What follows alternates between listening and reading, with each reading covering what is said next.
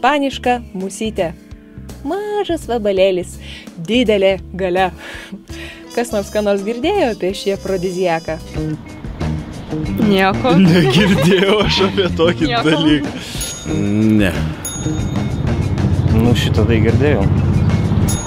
Spanish flies. Ispaniška musytė. Nežinau. Čia irgi kažkas nešvankaus, matyti, nes laida tokia. Tam tikra priemonė, kuri skirta sukelti aistrą, ne? Kažkas tai panašaus į šitą. Neįsivaizduoju. Nuodingas pakankamai vabzdys, kuriuo visi tiki, bet galima labai smagiai nusinuodyti. Nes? Jinai nuodinga, ta nuodai. Kur žinot? Mama pasako. No, I don't know about Spanish flies.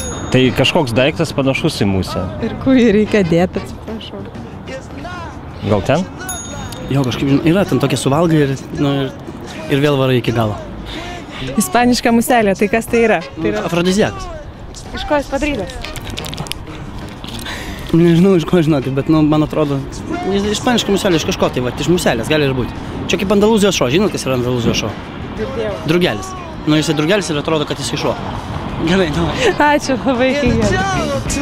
Dar senovės Romoje Augusto Cezario žmona Livija įlašindavo kantardino, puikaus afrodiziako, kurį savo kūne pagamina minėtasis vabaliukas, į svečių taures.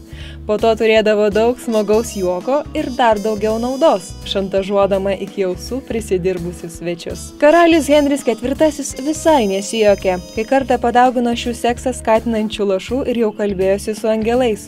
Karalius Luisas XIV pats nežinodamas vartojo kantardiną, kad išlaikytų aistrą Madame de Montespan. Prancūzijos aukštuomenė 18 amžiuje Pastilijas Richelieu su ispaniška musele vartojo ne ką rečiau, nei dabar jaunimas kaliosikus. Markizas de Sadas turėjo gyvybiškai rimtų problemų su teisėsauga, nes per orgiją su prostitutėmis ne vieną nunuodijo ir ne vieną išprievartavo iškreiptų būdų, nebe muselės pagalbos. Daugelį civilizuotų šalių kantardinas draudžiamas preparatas, tačiau JAV ūkininkai jį vis tik gali vartoti gyvulių kergimo ceremonijose. Tai, ką mums siūlo internete ir specializuotose parduotuvėse kaip ispaniška muselė, be abejonės yra tik skambus falsifikatas, kitaip tariant chemija, kuri neturi nieko bendra su žaliu vabalu. Jeigu pirksi kapsulėse, gausi kajano pipirų, jeigu kremo pavidalu kažką dirginantį, jei lašelių kažką kartaus. Jei kas ir suveiks, tai tik jūsų fantazija. O ji, kaip žinia, daro didelį įtaką sekso kokybei. Tad, jeigu atostogaudamas netyčia pagausi smaragdiškai žalę 2 cm vabalėlį, nebandyk laižyti jo pasturgalio ar jo ištrinti merginos lytinius organus, prieš tai nepasikonsultavęs su gydytoju ar vaistininku.